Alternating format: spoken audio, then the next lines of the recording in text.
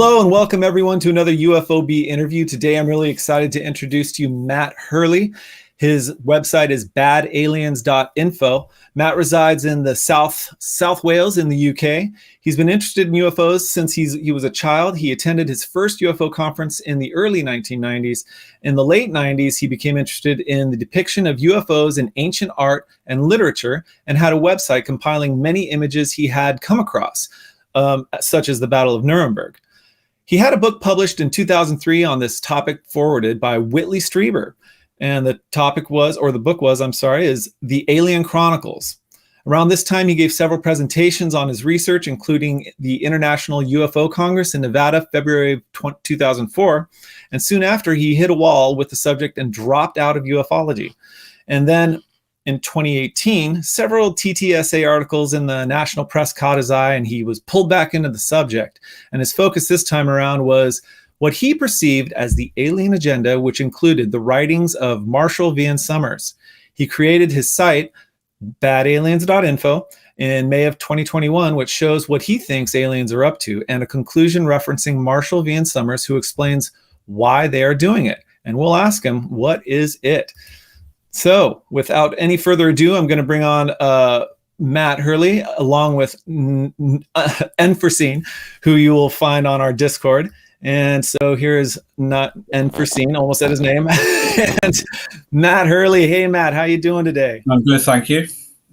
And I did also want to say we may have a few other panelists popping in later, but for now, it's myself and Unforeseen.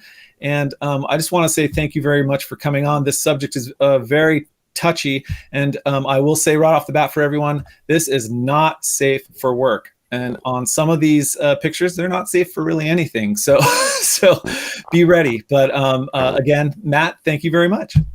Okay. Thank you for the introduction. So let's go back to 2018. I'm pulled back into the subject, and I want to know, what is the $64,000 question? What are the aliens doing here, and why are they doing it? So my approach was to make a list of all the phenomenon that I've noticed that are associated with the subject.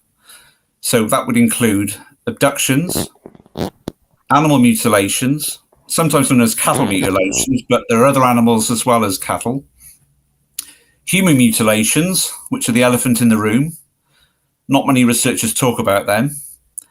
Missing people, as highlighted by researcher David Paulides. And there are also some attacks by UFOs, as evidenced in Colares in Brazil in 1977. So once I put my list together, I had a bit of a picture of what's going on, and it seemed to lean towards a sinister, dark agenda. I made a list of phenomenon that associated with the subject, and it leaned towards it not being benign, more nefarious. Now, we don't want to come across as a doom monger or a threat narrative junkie. I'm just trying to honestly look at the phenomenon as I see it. And if people ask me about the subject, I'll try and be honest with them. So if we take the first subject heading on my website, which is called badaliens.info that you mentioned earlier, we can have a look through the contents there. Can you bring the slide up? Yeah. Okay, so I've got an introduction there on what abductions are, which we're all pretty much familiar with. I think the important thing I find with abductions is the evidence of implants. And I've highlighted the work of Dr. Roger Leir, who performed about 17 operations removing alleged alien implants from abductees. And he highlighted a series of characteristics that he'd noted with implants. And some of the things that stood out for me was the fact that every implant he removed was a different size and shape. And they're also of different compositions as well. One had, I think, about 36 elements within it. Another sample had about 11. And also as well, there's no point of entry on the victim. The implant is within the person's body, but there's no scarring. So I've also included a link to a lecture that Roger gave before he died in 2014. One thing that concerns me is that no one seems to have taken over the baton from Dr. Roger Leir, because he was doing the implant removals. He died in 2014. Who's now doing them? I think there was such a tangible, compelling bit of evidence, these implants. I'm not aware of anyone since that's taken over the baton from him. That's a really Were they good ever question. studied in depth, these implants, like put to rigorous scientific On my website, I list a lot of the scientific studies that were done on them and what their conclusions were, what they were composed of. One had 36 elements, one had about 11 or 12. So the odd thing is they're all different shapes and sizes. So it could be they're bespoke to the individual. I'd imagine, I'm speculating now, they're probably multifaceted. An iPhone doesn't just make phone calls; it can do lots of things. So I'd imagine these implants probably track, probably influence, take readings from the body. Is probably lots of different functions they can do. I think they noticed there was evidence of carbon nanotechnology within these objects. Yes. And there was no a reaction to the body of a foreign object as well once they were inserted. So there were a lot of anomalies associated with them. I've got a link there to an implant that someone's got under their arm. And I've mentioned some of the key researchers there, Carla Turner, who's no longer with us, and Dr. David Jacobs. Both of these researchers came to the conclusion after many interviews with abductees that a hybrid program was underway where they were taking reproductive material from males and females and created a hybrid species. I'll be talking more about that in the conclusion. You can see there as well, there's often scoop marks that are found on individuals as well. It's something Bud Hopkins really highlighted quite a bit in all of his conferences. People talk about sleep paralysis and that sort of thing, but there are some physical traces that are left behind. Triangular marks are quite a popular. I'd like to say that Adam, who was going to be here, he still may be here at some time, but he woke up with the triangular marks. These right here. He showed us a picture. Yeah, I mean, going back to the alien agenda, it's what I've noticed with a lot of ufologists is they're so obsessed with disclosure, they're not spending any time speculating on what the agenda of the visitors may be. I think it's a very important thing to do, which is what compelled me to make my website. It's a question that not enough people are asking. Other people, if you ask them, they might say, well, the majority of the aliens are good. There's a few that are bad. But what are you basing those statistics on? I think a lot of ufology is based on hope and wishful thinking rather than looking at the data. What is the data telling you? The data telling me on my website is that this phenomenon isn't benign. And I think deep within the bowels of some of the governments in the world, they're aware of this, and it's partly why the cover-up remains. Yeah, well, that certainly seemed so when it comes to the day after Roswell by Colonel Corso. I actually, if you don't mind, I'll just say a few words that he had from. I'm sorry. I'll just say a few words that he had from his book when it comes to what they know. One of the things Corso said towards the end of the book, he said, I didn't know it yet, but a sequence of events was unfolding that would swirl me into one of the biggest controversies of my life, just as the chilling truth about the attempts to colonize our planet and the harvesting of human beings and animals that were still going on made itself all too clear. And then later on, he says, we both knew who the real targets of the SDI were because he was talking about Reagan's Space Defense Initiative. And it wasn't a bunch of ICBM warheads. It was the UFOs, alien spacecraft thinking themselves invulnerable and invisible as they soared around the edges of our atmosphere, swooping down at will to destroy our communications with EMP bursts, buzz our spacecraft, colonize our lunar surface, mutilate cattle in their own horrendous biological experiments, and even abduct human beings for their medical tests and hybridization of the species. And what was worse, we had to let them do it because we had no weapon to defend ourselves. And the last thing he says is when that truth of alien intervention in our planet's affairs and our ongoing contact with an alien culture is finally revealed, it won't be frightening, even though it will be a shock. I kind of think it'll still be frightening for some. There's some ambitious thinking there, but I think he's on the right line, certainly. Right. Going back to the wishful thinking aspect, you've got the phenomenon of CE5, where people gather together, they send out positive thoughts in the hope of craft appearing, which sometimes they do. But again, it's based on hope. You don't really know what's on board. You don't know what the agenda is of those occupants. That craft could have abducted someone the night before and performed degrading experiments on them. So I always urge caution with things like CE5. There's an awful lot of wishful thinking within the subject.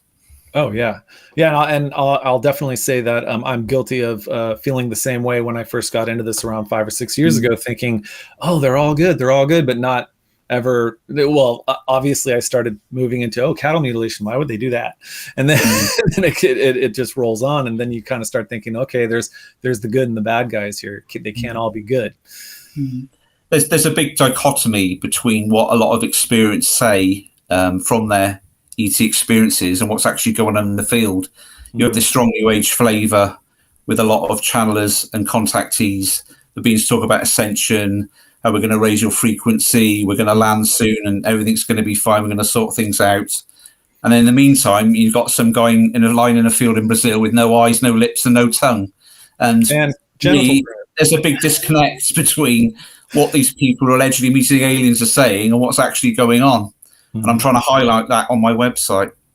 Yeah, it needs to be said, and people need to gain awareness of this. It's an important part of ufology. It's huge.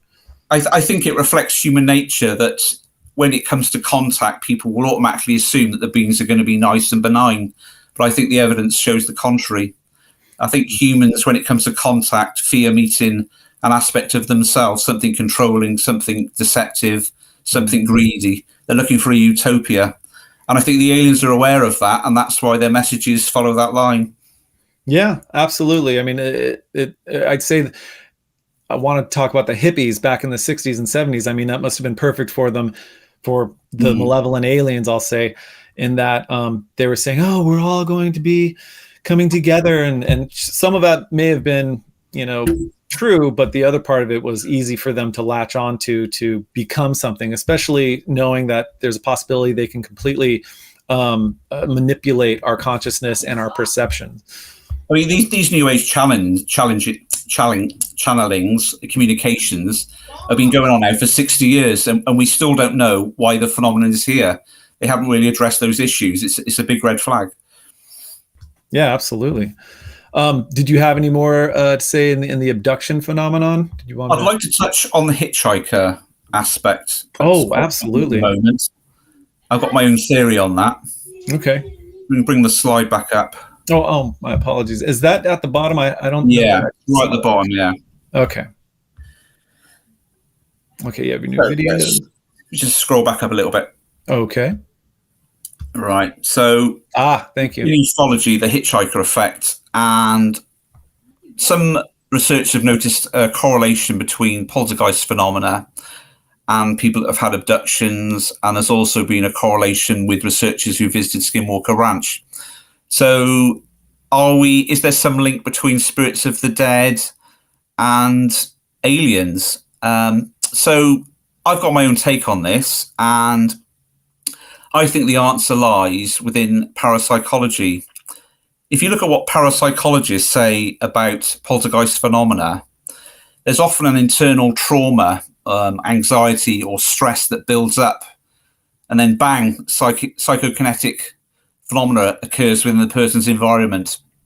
So what my theory is that the invasive act of an abduction triggers like an internal trauma within the individual. And that acts then as a fertile ground for poltergeist phenomena. Now, I'm not saying everyone that has poltergeist phenomena is an abductee, and not every abductee will experience poltergeist phenomena. But I've got here some interviews with Dr. Stephen Brody, a favourite guest of Jeffrey Mishlev's on his New Thinking Aloud channel.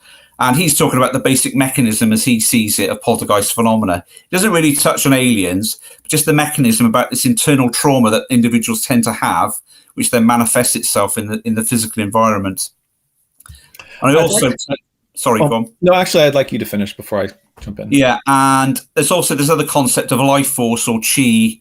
I've done a video on that one, which I've embedded. It goes back many thousands of years that all living things have got this life force energy that flows through them. And this could be part of the mechanism which then causes the poltergeist phenomena. So it's the marriage of mental thought and this life force energy gelling together, which then creates this phenomena. Yeah, what I wanted to throw in there was the interesting idea in some of the MyLab situations where the military causes trauma to the kids that they're putting through the situation to bring out their telepathic and psychokinetic and telekinesis and all that. And I think it's kind of an interesting juxtaposition, or it's either way, the two ideas that you have with poltergeist phenomenon and what supposedly happened at the Montauk area is it's very interesting. And I would always wonder if it's very similar to the Monsters movie where, you know, the kids would be scared and they'd get the energy from the kids. And it always seems like there's some kind of similarity where maybe they didn't have to do that. Maybe they could have gone a different direction with it.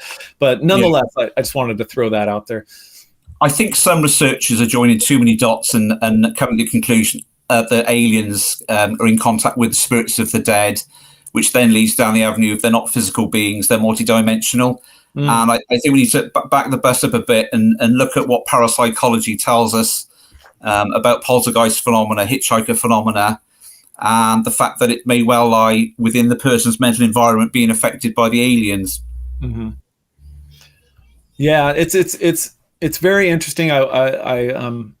The Law of One is what I think of. There is one small section where Don Elkins is talking about the afterlife a bit, and Rob mentions that some ETs to people when they pass are angelic, and I thought that was kind of interesting.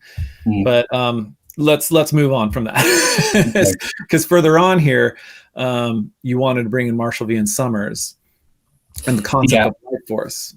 Yeah, so this is what I was just saying earlier, that Marshall in his writings talks about this energy that flows through all sentient beings, all life forms, and it could be part of the mechanism that's used, the energy that's used, which causes the poltergeist phenomena. It may be that some individuals exude more of this energy than others, and that's why some people experience poltergeist phenomena and some don't. In my Life Force video, I look at a few psychics, Matthew Manning and a Russian lady from the 1940s. And as teenagers, they both experienced a lot of poltergeist phenomena, but they were able to sort of fine tune it and hone it. And Matthew Manning became a successful spiritual healer. So it could be that this life force energy that people start exuding involuntarily and randomly through mental thought and concentration, they're able to hone that energy down and use it for altruistic purposes. Well, it's really interesting that it seems that some people are definitely better at it than others. I kind of look at it like superheroes, because some people seem to be naturally psychic. Like say, well, we interviewed Lori Rayfeld, and she said she had been experiencing phenomenon since she was 3 or 5 years old. Another experiencer that we have, Caspian, who has a 125 page report at BUFOG, Birmingham UFO Group. He's been experiencing it since he was a child, and also it runs through the family. And it's very, very interesting how some people seem to have and some don't, because I'm definitely on the don't side, and but other people just seem. I have a friend who is a physics teacher, and he says he has an uncanny ability to, when they're trying to find a place or find something, he can just say, no, wait, just take a right, or take a left. And he said sometimes they can do it. Just some people seem to be more prone to having these abilities than others. It's fascinating. I think there's a genetic link, definitely. But I would urge caution. I don't think it necessarily indicates that an individual is of a high spiritual nature. Well, certainly not the aliens, because they demonstrate psychic abilities. So I don't think there's necessarily a correlation between psychic abilities and spirituality necessarily. Yeah. No, yes. I think it's a genetic thing through powers of the mind, concentration of the mind, I think. That's a speculation on my part, that one. Yeah, I can agree with that. It seems that it can be learned as well, but some people just seem to have it and others don't, and they have to learn it. Because I did try remote viewing back in the 90s, and I was okay at it, but I was very surprised. It's really surprising when you start trying to do the controlled remote viewing and then you open up that envelope and go, holy moly, that was really amazing. But one final thing I'll say about this poltergeist phenomena, hitchhiker phenomena, Barry Taff, a researcher, a parapsychologist from UCLA, he noticed that it often precedes a physical abduction. So it could be there's sort of a mind scan that takes place prior to the abduction, which again, that acts as that catalyst, that fertile ground, the poltergeist phenomena to occur. That would be some amazing studies to read about that phenomenon. That's something else. So I'll move on up and continue on over to which would you like to go to now? Let's go for animal mutilations. It's like a quiz show, isn't it? You've got to pick a topic. Right. So animal mutilations, often called cattle mutilations, but it involves all sorts of animals all around the world. What I've tried to do on this page is bringing a bit of a British flavour to this phenomenon. There are 1,000,001 reports of cows in Colorado, etc. But I've got two examples on my site, two video documentaries of some horses that were found mutilated in some fields in England. These were looked at by researcher Richard D. Hall. Typical injuries, missing tongue, missing lips, missing eyes, no blood. Missing ears, no blood. The teats were removed as well from the female. No blood. If you just keep scrolling down, we'll see the keep going. Oh, here we go. Yeah, those are the ones from America. But then further on down, I've got some videos. This was interesting. This guy sent me these two images. I don't know if they're genuine or not, but they appear to depict a cow being pulled up into a craft. They were taken through the scope of a hunting rifle. So I've just put those two in there. I don't know if they're genuine or not, but right, that's right. Gives some idea, a flavour of how it may appear. Because there are witnesses who said that they saw the cow being raised in a beam of light, and this is probably pretty close to what it would look like. Yeah. Interesting. I would guess this is a depiction because it looks like the cow has ropes pulling it up. So but either way, that's about what it looks like. This chap here is David Caton. He's done a lot of valuable research with animal mutilations in the UK. He's looked at sheep and horses and cattle all around the UK. And he was involved in the research on two horses that were found dead in some fields in England. So this is one of the horses. You can see the typical injuries. And there's a 4-part documentary there, which visitors to the site can read and watch. Okay, and typical injuries. No and you can see no blood around the animal. No. The interesting thing, an autopsy was done, but it was never released to the farmer. So there was a bit of a cover-up going on. Oh, even in the UK. And that was UK. Is that what you said? Yeah, UK. Yeah, UK case, and I can see RSPCA there. Yeah. Okay. That's the RSPCA were involved. Yeah. I'm sorry. Say it again. RSPCA, the Royal Society for Protection of Cruelty to Animals. Yeah. So they were involved as well. But the autopsy that was performed, the results were never revealed to the farmer, which is a bit odd. That is a bit odd. I mean, you'd think that they would just piecemeal some stuff out if they didn't want everything to be seen. Maybe is there a UK equivalent of FOIA? I was just going to ask that. We do have a FOIA, but I don't think it's quite as evolved as what you've got in the US. I think with a lot of authorities, if they say no, they say no in the UK. But I'm not an expert on the FOIA process over here. Okay. I just recently read something about that. Someone saying that they were from the UK and on Reddit, and they were saying, when they say no, that's pretty much it. You don't get anything. So broaden the flavour here. We've got some seals that were found off the shores of England, and they had curious spiral marks going around their bodies, which went down to just about the muscle level. So it took the skin, the blubber, and a little bit of muscle spiraling all the way around. So as you can imagine, that the sort of the rational viewpoint was it was a propeller from some sort of ship or boat. But when you look at the injuries, it's quite a precise spiral, and we're talking like 30, 50 seals that were found in this manner. And if it was a propeller, surely it would be happening all the time, There's been Right. seals in the ocean for decades, and there have been propellers in the sea for decades. Another case around the UK: 30 seals were found. They're all decapitated on the third vertebrae. Oh, so that's a bit weird as well. There's one that's been stripped back, revealing the skull. Okay. Oh. There's a rectal incision that we often see in the cattle. Yeah. What you find a lot of these mutilations is you have bodies with holes, and they seem to suck out the innards. It could be organs, it could be muscle, but that seems to be the modus operandi. And this is one of the decapitations severed at a specific vertebrae. I think about 30 seals were found with the same injuries. Yeah, before I went on your side, I'd never heard of this. This is it's really just trying to broaden the flavour. It's not just cows; it's all sorts of animals and land and sea. Matt, what is APFU? Concluded that mutilations were UFO related. What is APFU?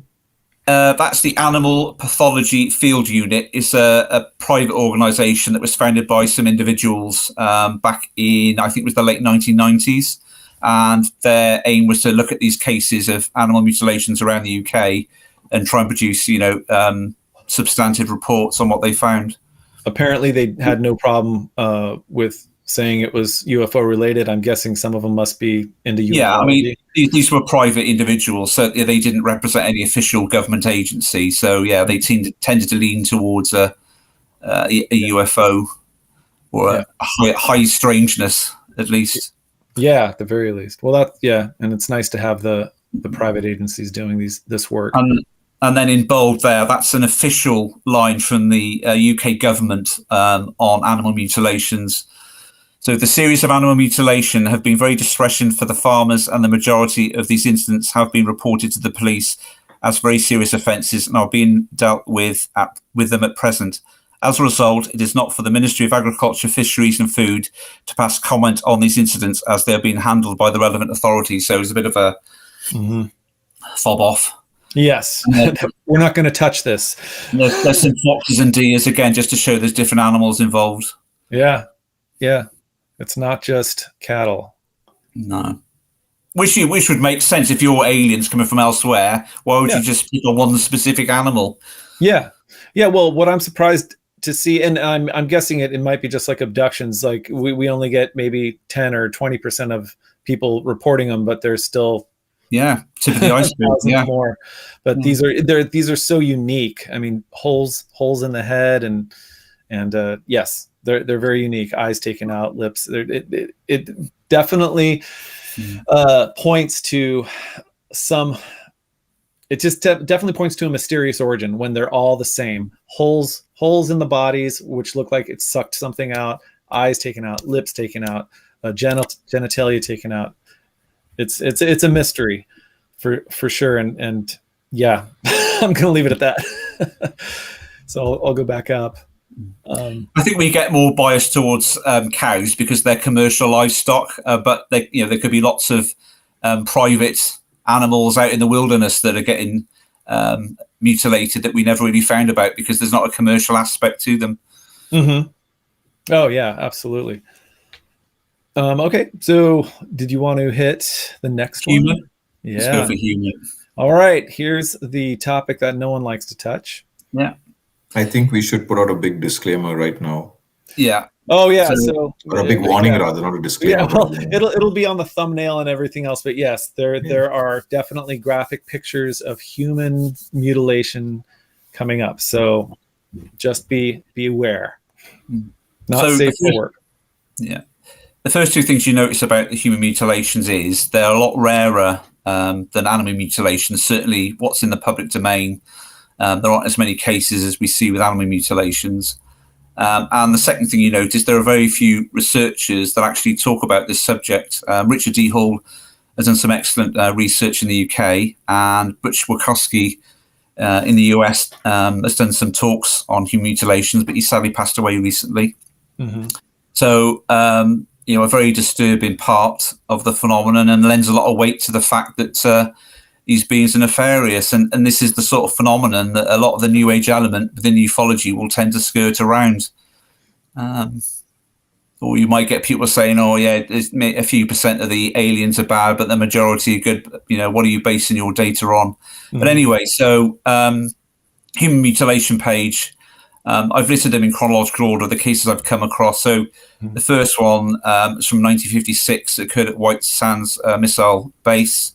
Which is very. Let me put this. Throw this in at White Sands. Lots of stuff happens at White Sands. Yeah, this is a really interesting one that I hadn't heard before, and it's very interesting. There was a witness that saw the person being taken. But go ahead.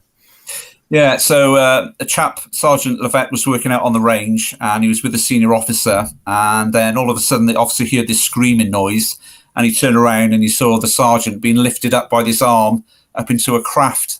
And then a big search took place for his body, and it was found, I think it was about 5 or so miles away, with classic mutilation injuries that we've just seen in the animals. Eyes, lips, tongue missing. But yeah, it was 10 miles away from the actual site of the abduction. His body was found. Yeah, and another interesting part of it is what you had said is it was dragged by a long serpentine arm wrapped around his legs, connected to a silver disc hovering in the air 15 to 20 feet away. He was in close proximity to this. And again, these are professional observers. They're in the military. So that's that. I don't think I've heard of a serpentine type of arm that pulls somebody into the disc. I think that was another. Yeah, it tends to be a beam of light, doesn't it? Yeah. So yeah. So that's the first. It's a shame we haven't got the actual autopsy report. What you find with some of these human mutilation cases, it's a lot of word of mouth. We've got no photographs. We've got no autopsy. So they vary in the richness of the data that's included. Yeah. But and the source for that one was Tony Dodd's book there. So I've got a source for the information. Yes. But, potentially the first official case. Yeah. So the Dyatlov Pass incident, quite a popular mystery within the world of the unexplained. 10 hikers went off on an expedition. They were based at a Russian polytechnic. One decided to turn back early. I'm not sure why that was. Maybe he felt ill. And the 9 carried on their expedition. And within a few days, they were all found dead in strange circumstances. The official verdict was blunt force trauma on some of the victims and hypothermia on the others. And the interesting thing for this case, from a human mutilation point of view, is the injuries that occurred on one of the females in the group, Dubinina. I've got, if you scroll down, I've got a photo of the autopsy. So she was found in a kneeling position against like a rock face. And then when they performed the autopsy below, you've got classic mutilation injuries of missing eyes, the tongue's gone, the lips are gone. 2 of the victims had traces of radiation about their person, of which she was one. Okay. So looking at it through the eyes of mutilation cases today, it could be a very early example of human mutilation. Now, for corroboration, the Farsight Institute, which carry out remote views, did 3 blind remote views on the Dyatlov Pass incident, and all 3 described an aerial object which emanated energy down onto the individuals below. They didn't describe it as an alien spacecraft, but they didn't say it was something conventional either. And one of them described it like a ray of blue light that had never been seen before emanating from this object. This was so it was the always case good to get some. Sorry. This was the case where it defied logic, where they actually, it looked like they had ripped their way from the inside out of their tents. They of night without adequate clothing. And they seem to have been trying to escape something that was inside the tent. It's very bizarre. They weren't fully dressed. The footprints show they all walked out in a sort of a linear, one behind the other sort of pattern, and then you've got these peculiar injuries. Yeah, I think the Russian government tried to also forward an explanation later on, saying that it possibly was related to some tests going on in the area or some such. Yeah, there's a theory that there was some sort of test, some sort of explosion, and it killed the people on the ground, and it was a tragic accident. But how would an explosion just specifically take someone's lips, tongue, and eyes out, leave everyone else without those injuries? And another explanation I read a while back, which obviously couldn't possibly be it, but they said there was an avalanche. But, avalanche as well. Yeah. But how's that going to rip someone's eyes out? And nothing makes sense. And if it was a scavenger, why wouldn't it attack the other victims as well? And why would the scavenger attack the person who's emanating radiation? Surely the animal with the hypersenses would have sensed, that one's a bit off. I'll pick one of the other victims. Yeah. There's I'd never really gone into the Daedalov case, and when I read your information here, I thought, avalanche? No way! What are they thinking? So yeah, it's another case where no one can explain it, obviously. Yeah. But people seem to find explanations, though. So yeah. So next one is Vietnam War. Now, there's several Vietnam stories concerning human mutilations. There's one allegedly where a B-52 was found on the ground and all the crew were mutilated. And there's this story which comes from Leonard Stringfield. And basically, some soldiers were in the forest. They came to a clearing, and they came across a bunch of grey aliens with human body parts, and they were putting them into cylinders and put them into the craft. And then a firefight ensued. And then when they reported their story to the superiors, they were taken away and warned about speaking about it. Again, it's kind of anecdotal, but who knows? If in war situations you could get a lot of dead bodies, so that may attract beings from above to take the cadavers away. Yeah, and there's that case that was in that they did a really nice documentary on from Brazil. The one gentleman who I'm sorry, I'll put it down below if I find it. But when he was taken into the craft, he was told by his father to go get the horses, and so he went out into the field, and there was a craft out there. He went through this mist. But what's interesting is in the doc they didn't say anything about it, but if you read the story, he mentions that they definitely were cutting up or doing something to the cattle parts. And when I read this story about these Vietnam soldiers seeing these parts being put into the canisters, it reminded me of that for some reason. But it's gruesome. And there's some bad aliens out there. We don't know what they're doing with this. There's an abductee in the 70s, Judy Durati, and when she was regressed, she recounted seeing aliens on board with a cow, and they were doing stuff to it. I think it's one of the few cases where an abductee's recounted animals on board. So yeah, there's another case there from Idaho. If we keep scrolling down, sure. This is the most famous case of human mutilation, the Guarapiranga Reservoir in Brazil, near Sao Paulo. Again, classic mutilations. With this one, we've got a lot of colour photos, and we've actually got the autopsy report that was performed by medical staff. So we keep scrolling down. So you've got the typical lips. The likeness of that to the Russian female is uncanny. The missing lips and tongue and eyes, and you've got a several decade time span between them. Like with the animals, you've got holes all over the body where the insides have been sucked out. Often, a lot of the organs are missing, and the chest collapses.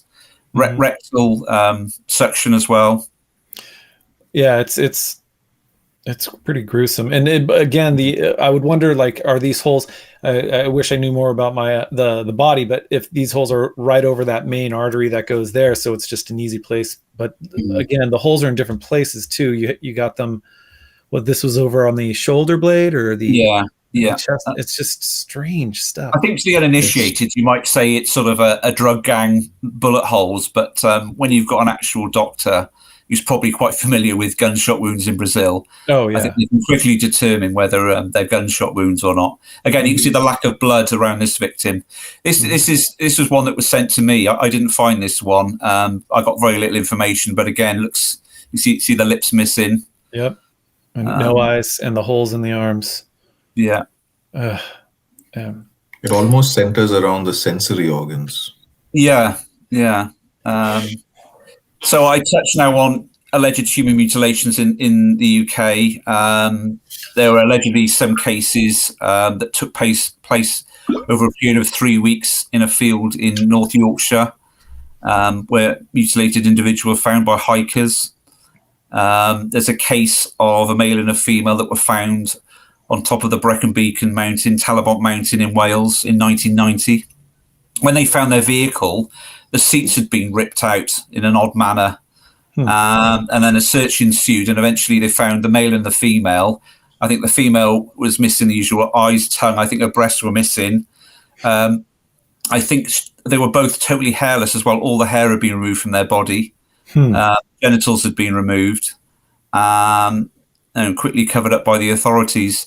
Tony Dodd, who's now deceased, a famous UFO researcher in the UK, he allegedly saw colour photos of this incident, of these two victims, that were taken by a special forces guy who claimed he was part of a NATO group that was sent out to go around the world when these sort of events took place. And their job was to seal off the area. And then a team of scientists would come in and collect all the evidence. That's fascinating. And I've got a series of documentaries, once again, by the great Richard D. Hall, covering human mutilations and this alleged special forces NATO group that go around the world. I think this individual claims to have seen 30 to 40 mutilated bodies, more female than males, apparently. A lot of this group ended up getting radiation poisoning. Sometimes they would come near the proximity of craft.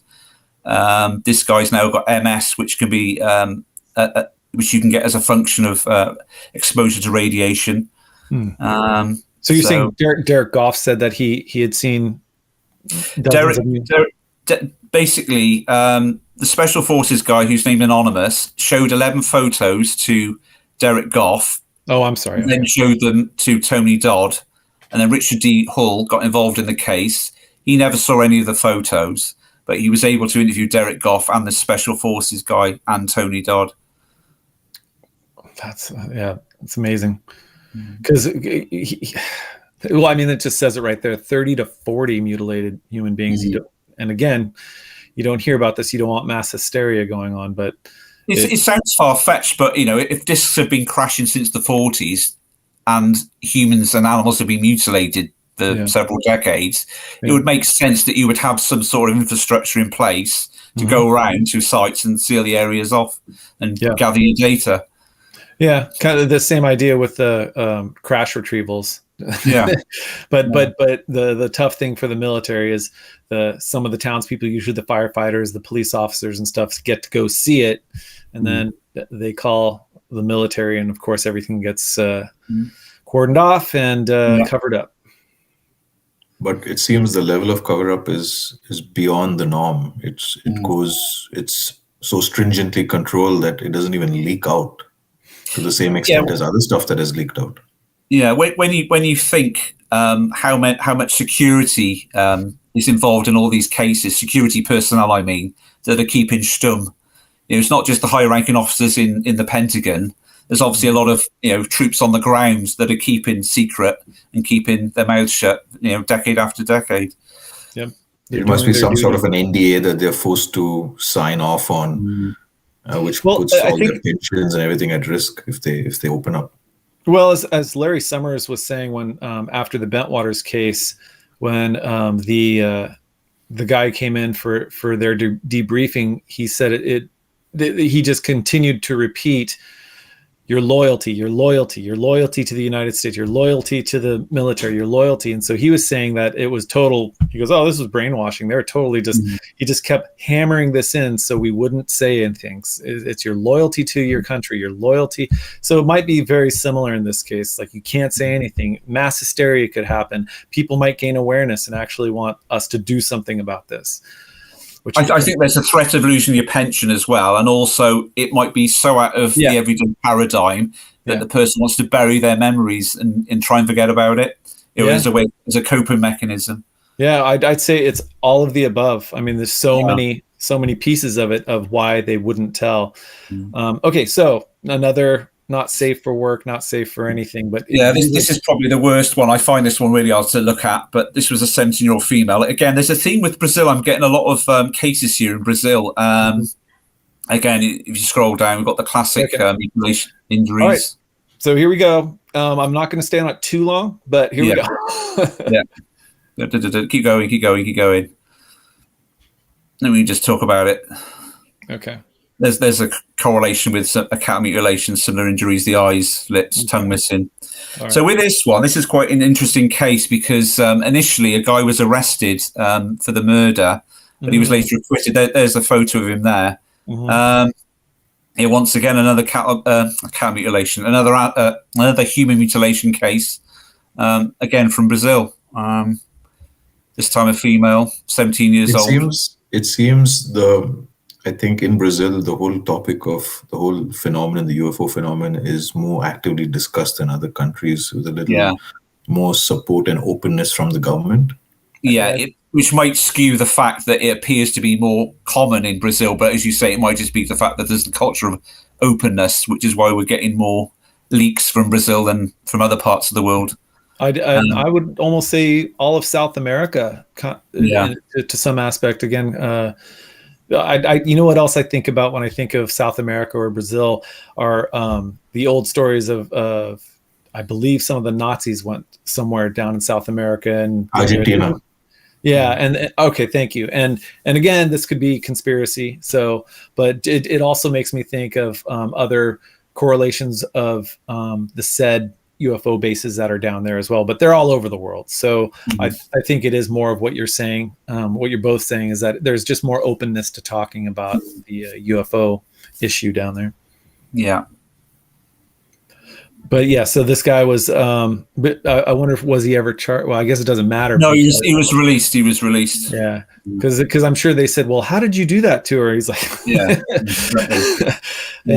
no blood, eyes gone, lips gone." Yeah, he was. These are literally crimes against humanity. Whatever intelligence is doing these, is digging a big karmic hole. Oh yeah,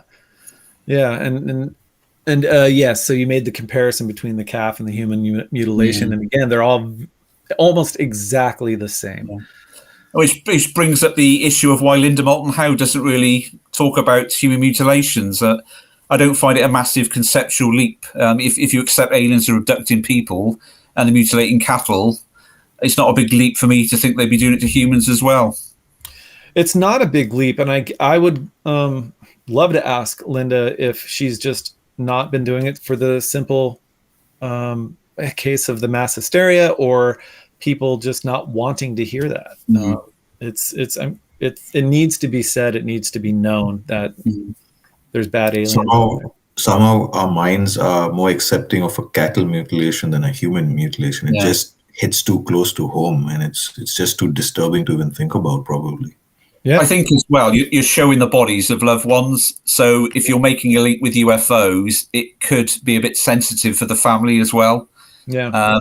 So there's that aspect. Yeah. I mean, again, you said your loved ones, and in that last photo, unfortunately, she was a 17-year-old girl. And probably the sheer graphic aspect of it makes it easier for agencies who have the information to keep people in control about leaking the information. Yeah. Yeah, so we'll move on to this one. Another one again. You can see the constant repetition with the style of injuries. Yeah, eyes, lips, the whole. Sort of straight away you can see. Yeah, that's one of them. Yep.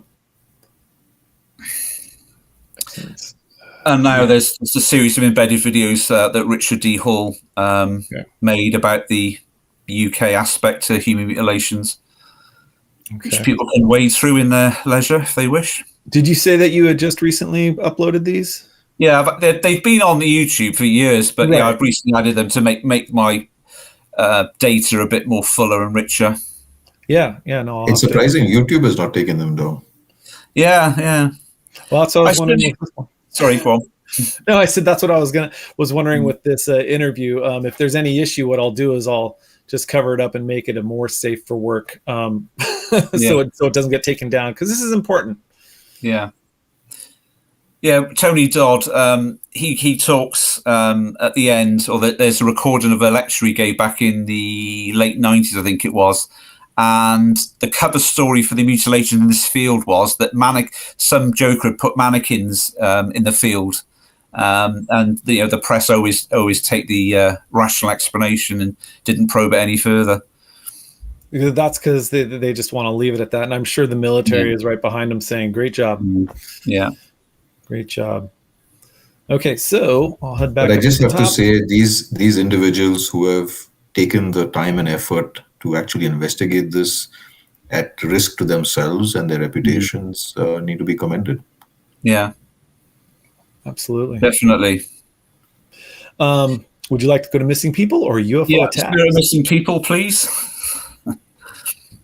This is the 411 phenomenon. I remember David Paulide's in here, so I'm sorry, and for stepping on you. That's okay. Yeah. So there's a mugshot of David there. He's well known for his Missing 411 series of books, where we noticed a correlation with disappearances in national parks and high strangeness associated with the victims. When people disappeared, there'd often be no trail for sniffer dogs to follow, as if people were being pulled up from the ground. And when people did reappear, normally dead, it was normally in an area that had already been searched extensively. So I've cited some cases here. Some of them, like the children, often do reappear alive, not always. But the first case, the kid reappeared a few days later. He was found 4,000 feet up in elevation in bare feet. Poor weather conditions, 3-year-old boy. And then we've got the case of James McGrogan, who was going off on a hike with a group of friends, and somewhere along the hike he decided to go on a bit further, and he said he'd just check out ahead, and then he disappeared. Extensive search took place, sniffer dogs. They found his body 4.5 miles away, lying face down. He didn't have his footwear on, and he still had a working GPS and phone. So the question is, if he got lost off the trail, why didn't he radio his group?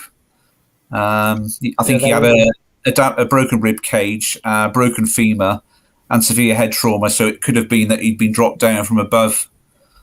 I think he was on an ice. Ladies actually made 2 documentaries.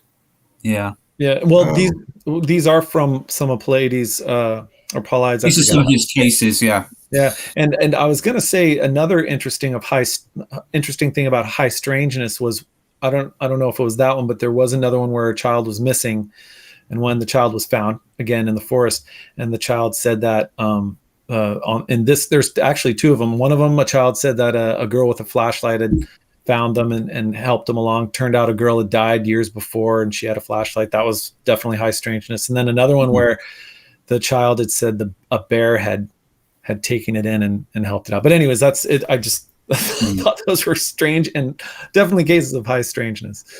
But there's one story at the end. Sorry.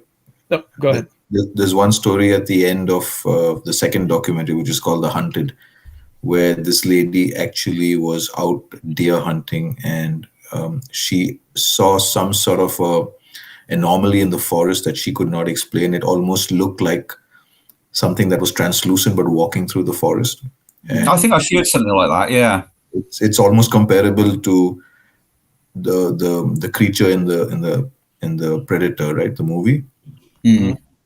Where it sort of shapeshifts, but it's translucent. You can actually see through it, but it's not solid, but you can see a walking motion. And she actually saw something like this moving through the forest. She tried to click a photograph of it, but it didn't turn out too good. But that's what you experienced firsthand. Yeah, and then the other interesting part of these type of things is usually when the people are found, they're found in a place that was already searched. Yeah. That's like Topsy's case.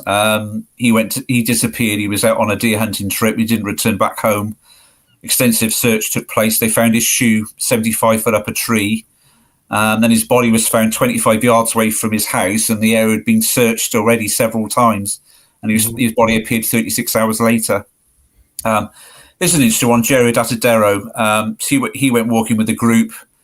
He disappeared. Big search ensued. Didn't find any trace of him. Then several years later, some hikers were hiking, and I think 500 feet above the trail where he disappeared, they found a child's tooth, a piece of skull, and Jared's clothes.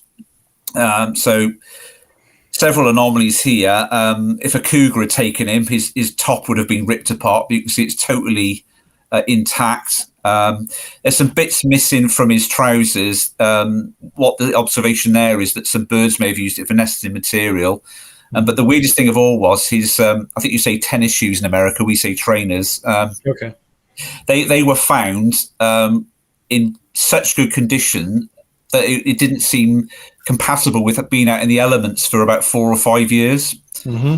And also the child tended to walk with his laces undone. So the chances of him walking and still having both of his trainers together after some distance is a bit strange.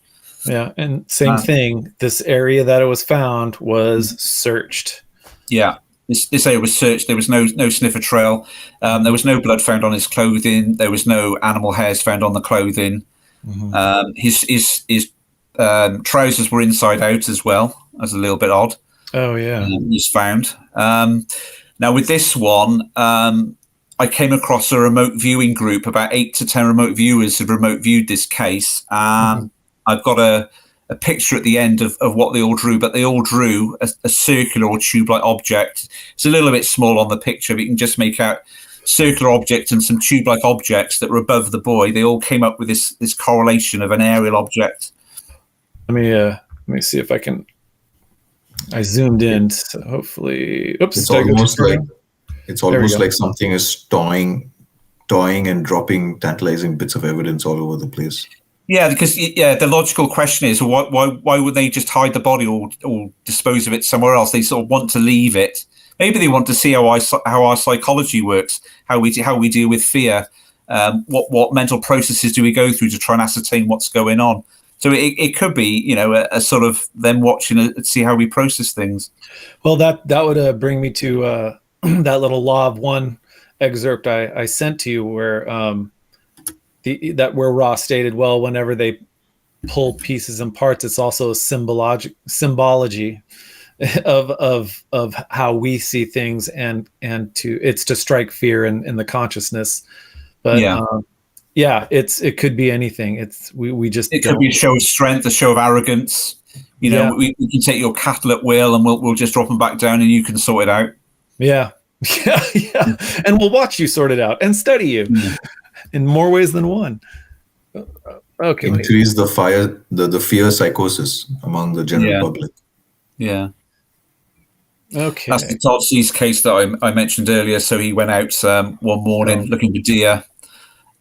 With this one as well, I forgot to mention earlier, a fisherman and 2 other guys actually saw a human being beamed up into a craft.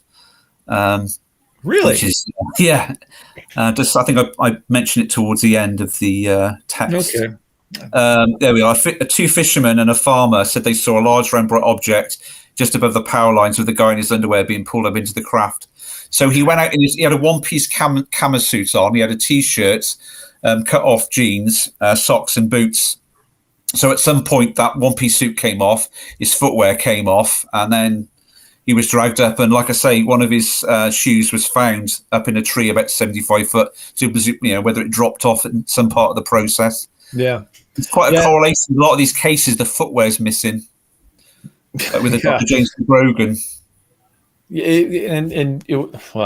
Why would I almost said it would make sense? Well, I don't know why it would make sense, but it's definitely interesting, and to think that there were witnesses on this one. There were witnesses that said they saw him being taken up into a craft.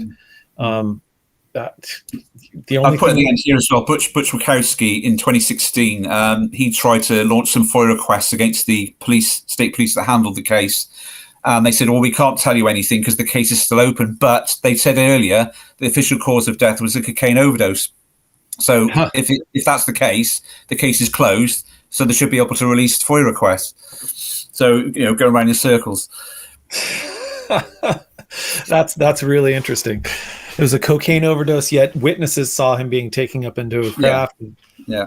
And his body appeared in an area they'd already searched several times. So this is a famous, no relation to George Adamski from the 1950s.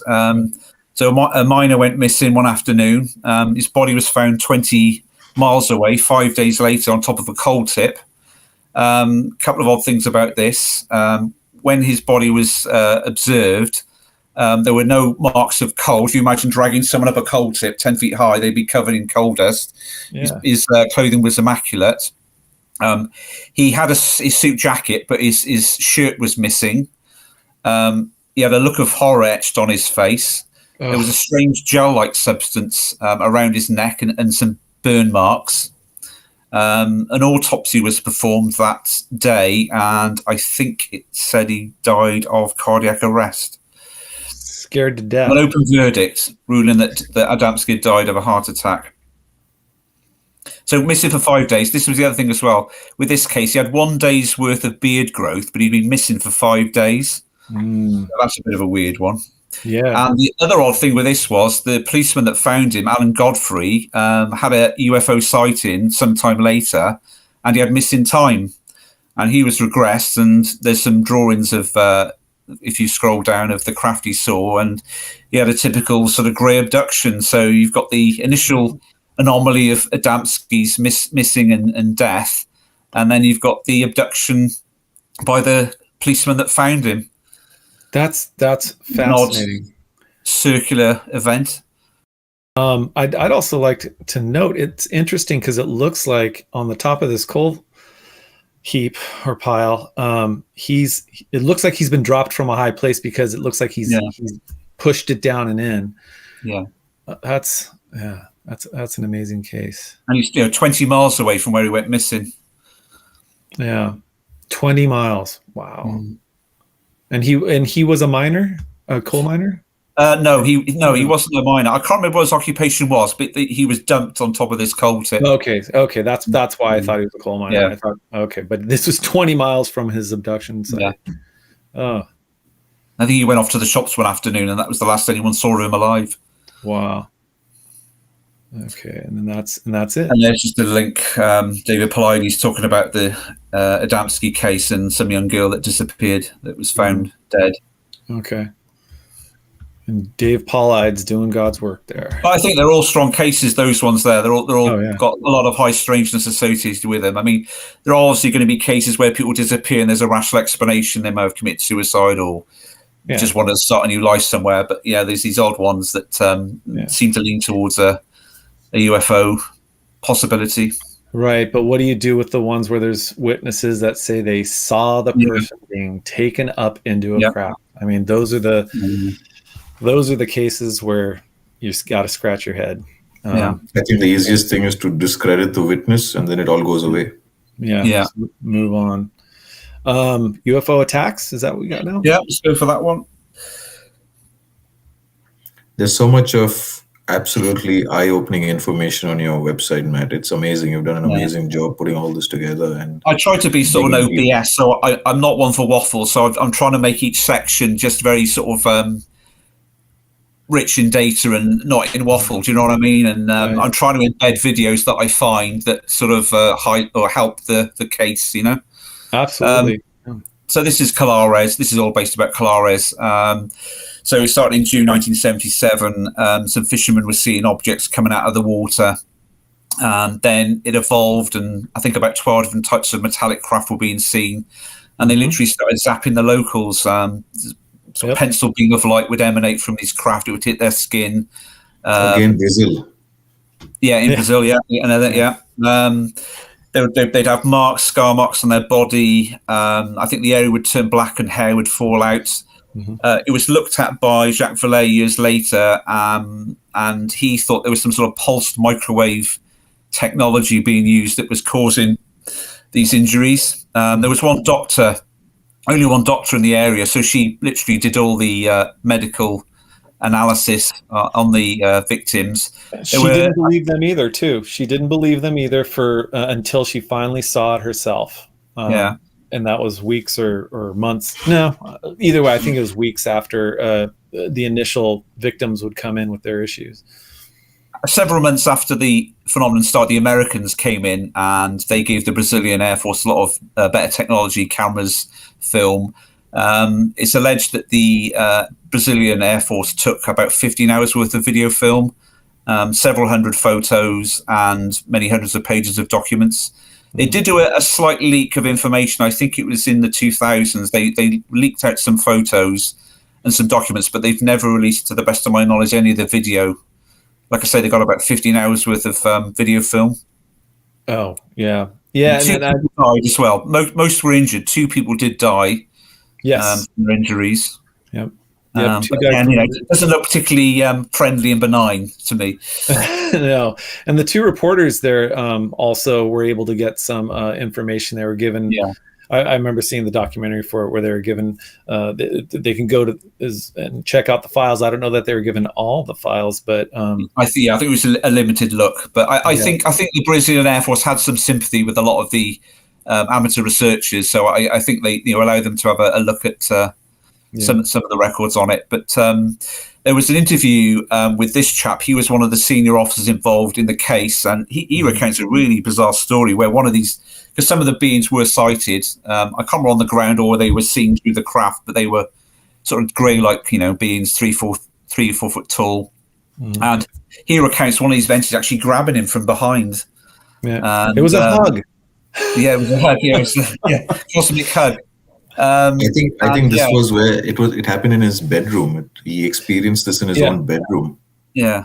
I thought he did claim it was like it hugged him. It like put its from behind and this is like a message. I can't remember what it said, but but he committed suicide not long after this interview. So whether it was a connection with the trauma of what he'd experienced and in his consciousness for many years, but I think it's an alleged suicide, but the circumstances of how the body was found kind of points differently. Okay, yeah. Well, that muddies the waters even more. Yeah, well, it seems to happen a lot. Yeah.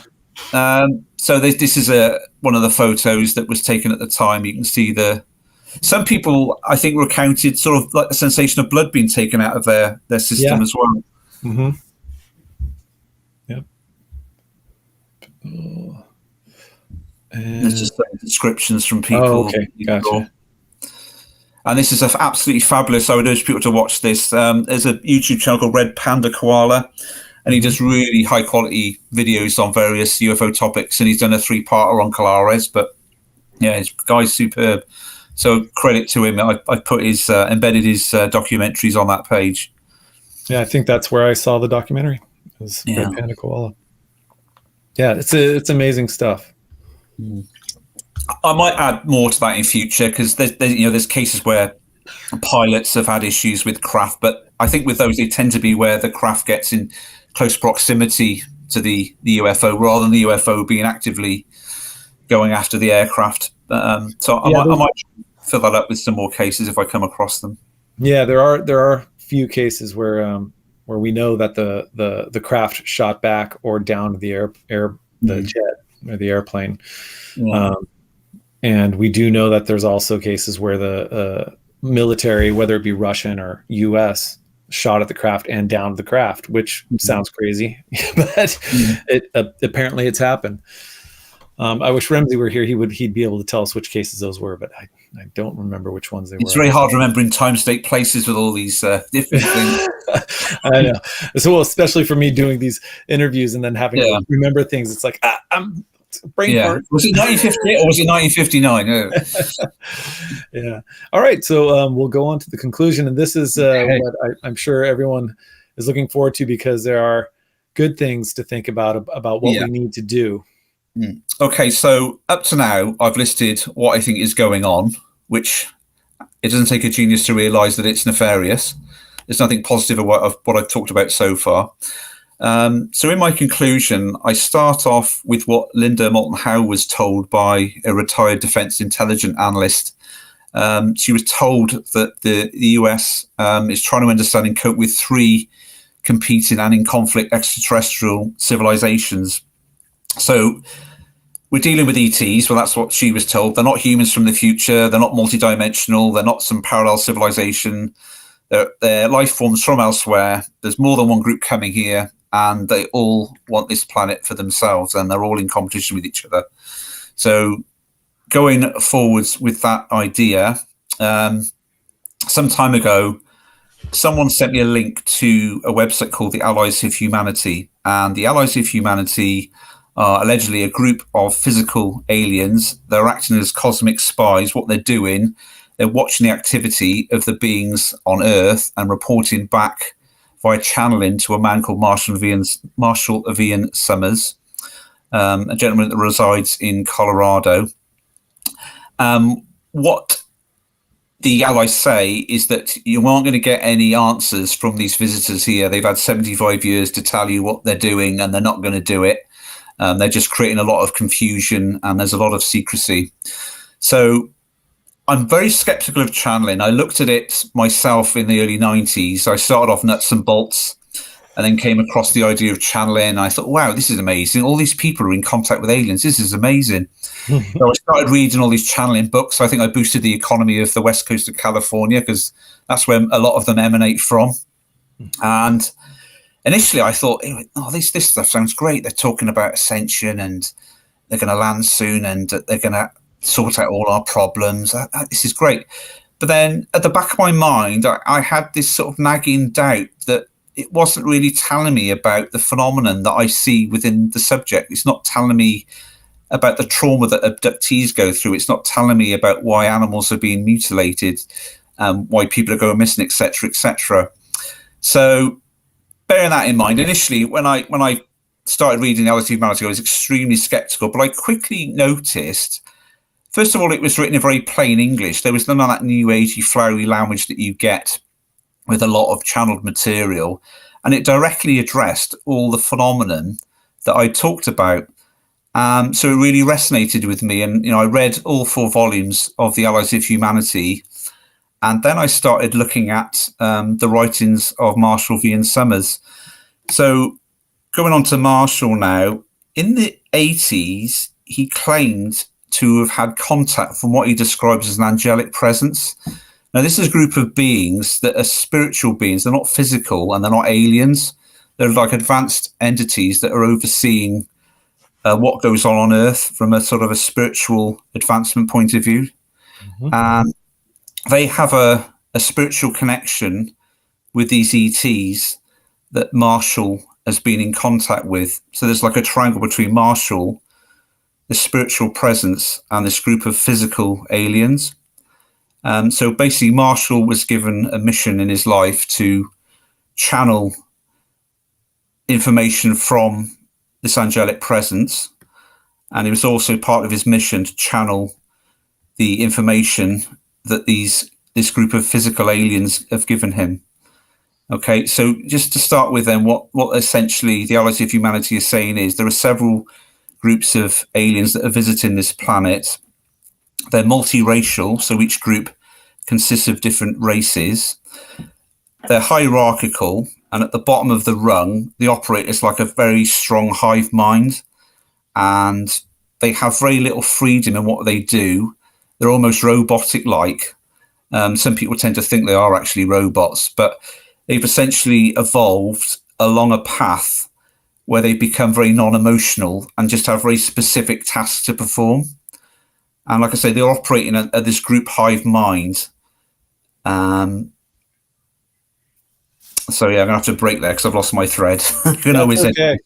That's okay. I'm trying to get my words out correctly. So these groups of beings, they're in competition with each other, and essentially what they're doing, they're creating hybrids between themselves and us.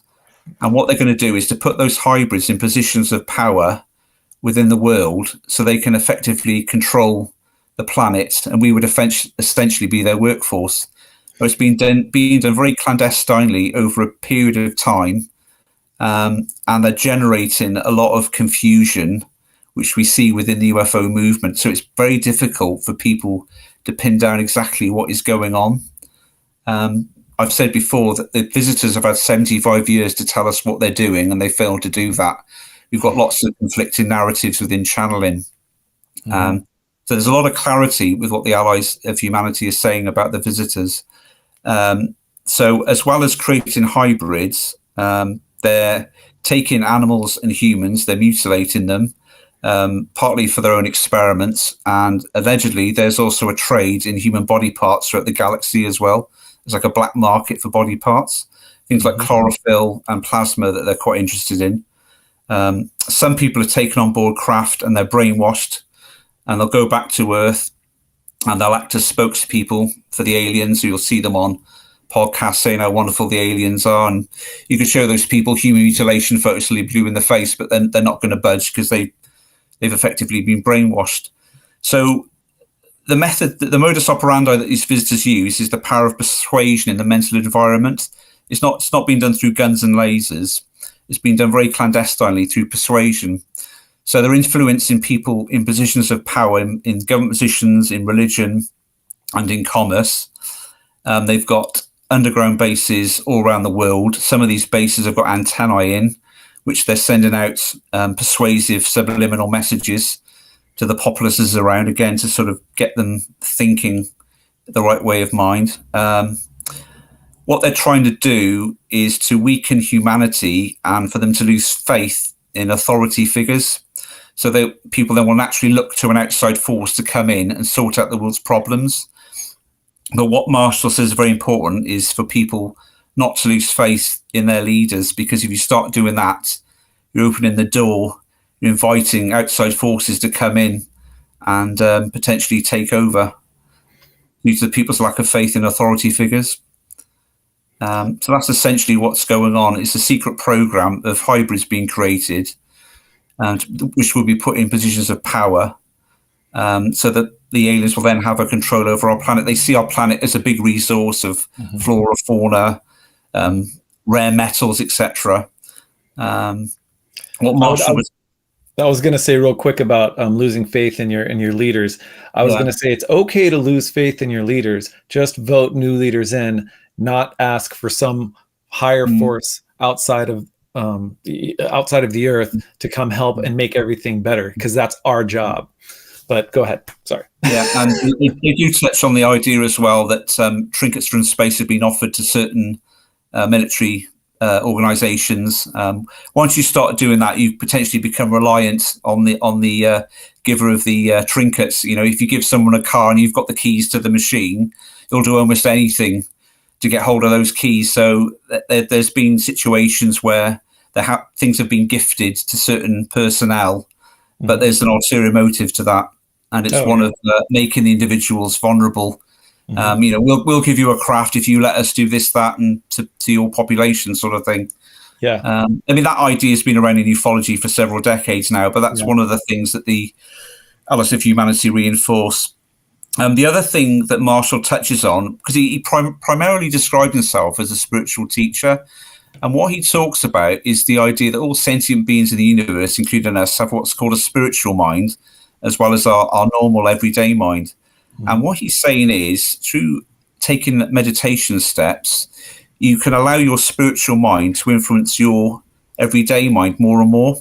So it can start to sort of rough out the edges that you have in your personality. You might be materialistic, you might not care about the environment, etc., etc.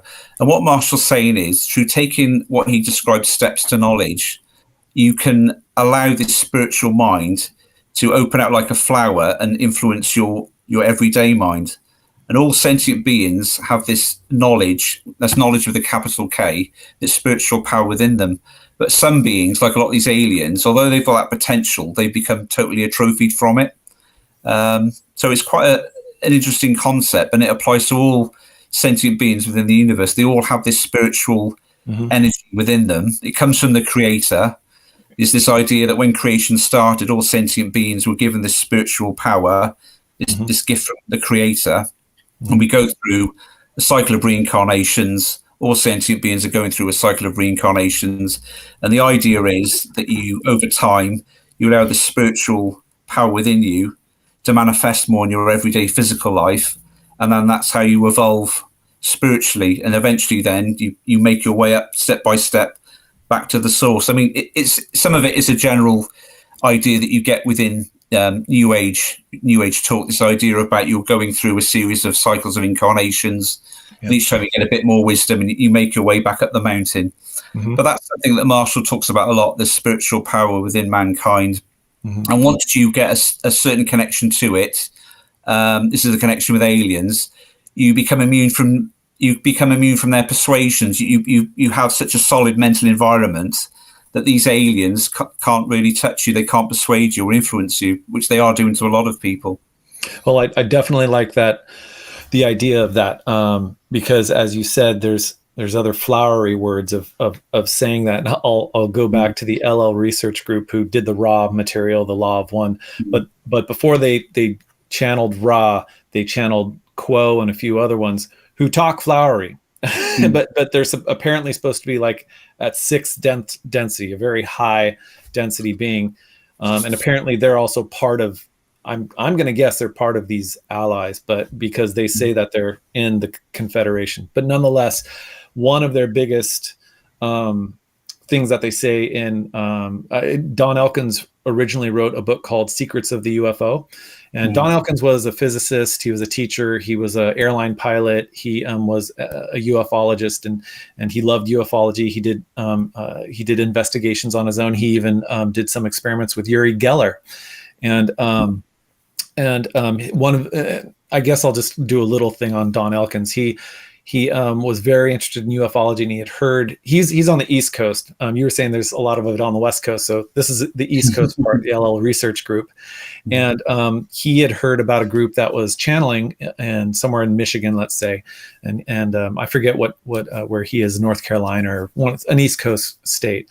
And so he was very interested in that. And so he gathered a group of, I believe, his students, and as well as his, I think at the time, wife, Carla, and they started trying to channel with the procedures that this group said they should do it. And they said that they were doing, their tongues were just doing these funny clicks, and they were all laughing at each other, and they just couldn't do it after a few weeks. And so Don contacted this guy from the Michigan group, or let's say it's Michigan, and the guy drove over, and when they all got together, he said, all right, let's see what you guys are doing wrong. So he laid down and he started channeling, and what he channeled was a being who said, they're all doing great and trying, and I'm paraphrasing. He said, they're all doing really well and trying to get this done, but they're not letting us take over. They're too shy. They're whatever it was. And so after this guy came in and had this being tell them what the problem was, they were able to channel. So then Don's group started channeling for, I think it started in the 60s, and the Law of One stuff came up in 1981. But in the Secrets of the UFO, he describes this story, if I remember correctly. And if it wasn't, it was in the beginning of the Law of One stuff. But that's one reason why I do like the Law of One stuff, because Don was a scientist, and he came about it. In the Secrets of the UFO, he writes about how he tried to do this scientifically. And again, going back to what you were saying, is a lot of their, I think their original, the beings that they were channeling, were saying, if you want to figure this all out, meditate. But what I like about what Marshall's saying is it's more direct. It's like, if you meditate, we all have this. And I believe that they did say this in the LL research papers, because they still have all their papers. Everything's free. You don't have to pay for anything. And if you don't believe it, they say that's fine. It's some people have called it cult-like, but I have to disagree with that. But nonetheless, getting back to what you were saying, is meditation seems to be one of the big keys for us to get ourselves out of the problems that we're seeing with these beings. Yeah. So yeah, Marshall's solution. So how do we get rid of these unwanted visitors? How do we get sovereignty back for our planet? So it all boils down to awareness. The more people that are aware, the greater collective thought form will be created, which will then affect their ability in the mental environment. So it's all to do with the mental environment, the powers of persuasion.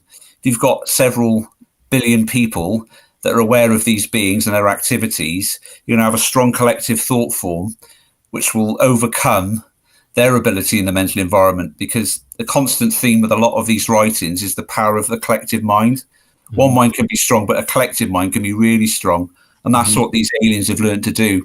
With abductions, you often get several in a room. You don't just get one. The power of the collective mind.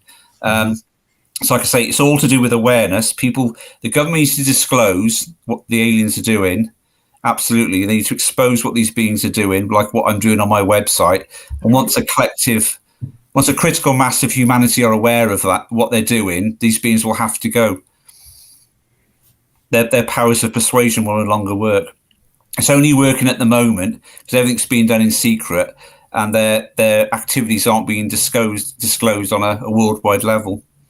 Yeah, and it definitely seems the running theme is that we're not ready yet, and I guess the way to get ready is part of this is becoming aware, and also the meditation, becoming stronger in meditation. Yeah, but the thing is, the longer the government leaves it, the more the infiltration program is going to carry on, you see. So you really have to nip it in the bud as soon as possible. You know, when will humans ever be ready? You know, in 50 years' time, their infiltration hybrid program may be complete, and it could be too late. So I think time could be an issue here with what they're doing. Well, yeah, and I'm sure a lot of people would say, well, this has been going on for 70 years, so why? Well, I mean, why shouldn't they be in the government already, and we just don't know it? I mean, what Marshall says, a lot of these societies, civilizations, they strip all the resources on their planet because they're so obsessed with technology. Then they either have to trade elsewhere, or they become nefarious and become cosmic scavengers like the ones here are doing. They see our planet as a resource. They want our resources. So they'll do anything via persuasion to try and get it. And that's how they have these tactics that I outlined earlier. Yeah. It's all to do with resources, effectively. They're living in a physical environment like we do. They can get through a lot more resources than we do. They've run out in their own world, so they're having to look elsewhere. Yeah. You see us in what prevents them from just... what prevents them from just taking it by force if they want to? Well, apparently, according to Marshall, there's like a galactic rule where you just can't go in with guns and lasers and take over a planet. That's when other beings would be involved. But apparently, if you can do it through persuasion, there's like a loophole which allows beings to do that. The other good civilizations, right, will stay off then. But yeah, that's basically what they say. Yeah, and everybody's and even the benevolent ones are able to do the same thing. They can still go in and try to send messages to people through meditation. Yeah, if other positive civilizations start getting involved, then it's going to dilute our own culture, and some people worship them as gods, etc., etc. So the good guys stand off. They'll tell you what's going on through a channel, and then it's up for us then to get the information out. And once we've got that critical mass of awareness, it will thwart these beings' abilities in the mental environment. That's essentially the message. Just disclose now, tell everyone what the beings are doing. A lot of people aren't going to like it, but that's just the way it is. I think the best way to look at aliens is they're part of nature. Some plants are poisonous, some aren't. Some animals are dangerous, some aren't. And it's the same with aliens. It's just a part of nature that's been covered up from us. But, you know, the time is overdue for us to be aware of that part of nature. And just to let you know, they don't like being called aliens. They like being called ETs. Remember that next time I see one. Yeah. I know. Me too. Sorry, I heard you don't like being called an alien. Yeah, it's funny. One of our experiencers, she said that the one that abducts her said that to her that because of the connotations that we've put on that word. So there's a lot of people claiming to be in contact with aliens face to face or channeling. For me, right, I've got several rules of thumb. They have to be addressing the phenomenon we've talked about tonight. If they aren't, why aren't they doing that? I like plain English. There's enough confusion in the subject as there is. Let's keep it in plain English. And thirdly, they need to be talking about self-empowerment, not us acquiescing and some other external force coming in and helping us out. They have to be talking about self-empowerment. We're sentient beings. We've got this untapped potential within us, and we need to release that. That was perfect. And I'd say that that's probably perfect to end on, because we are now at almost 1 hour and 30 minutes. So I will end on that. That was perfect. Let me bring this back to just us here and say thank you very much, Matt Hurley, for coming on. I think this was a really important interview for us and humanity. And go ahead. Yeah, a lot of it was negative, but I hope I've turned it around at the end with a bit of a positive about our own potential. Well, that's what I want to emphasize, is that this is all gruesome stuff that we're seeing with cattle mutilation, human mutilation, other animals being mutilated, UFO attacks. And yeah, it's all really negative. And usually people say, well, what can we do? And what we did was just told them what they can do. And it's an important message to send. And it's important for us to raise this awareness so that we can start doing this. And I think you are doing a great job, and I will be sending people to your website. And where can people find you? So my website is badaliens.info. In addition, if people are interested in the Allies of Humanity, they can visit alliesofhumanity.org. If they're interested in the writings of Marshall V. and Summers, they can visit newmessage.org. And I also have a video channel called Hurley Bird Productions. So they Google that, I'll come up. And I've done about 40 videos, I think, on that, covering various topics. Okay, well, not only have you just said it, but we'll also have it down there in the description. So I'd also ask everybody to like and subscribe to our channel as well. And that'll help us keep doing these great interviews with our interesting and excellent guests. I'd like to add a little bit. Oh, yes, please do. It strikes me that we're not just talking about animal mutilations and human mutilations. We're talking about mental mutilation. We are all getting subjected to mental mutilation from so many angles. It's tough to wade through all that and still keep a clear a mind and foresight to see what's important and what's not. It's really important to keep an open mind on things, even if they're disturbing, which this is, so that we have a more comprehensive idea of what we're dealing with at this stage. Yeah, a wise man once said that if you want something from the phenomenon, you will tend to filter out all the bad stuff. If you want it to be good, you will tend to ignore all the bad stuff. What I'm trying to do is just be honest and sincere, because I want to know, like everyone else, what's going on. And I've just made those sections, and hopefully that points the direction, the way this phenomenon is going. Thank you both for being here, and we will see everyone on the next interview. Bye. Thank you. Thank you.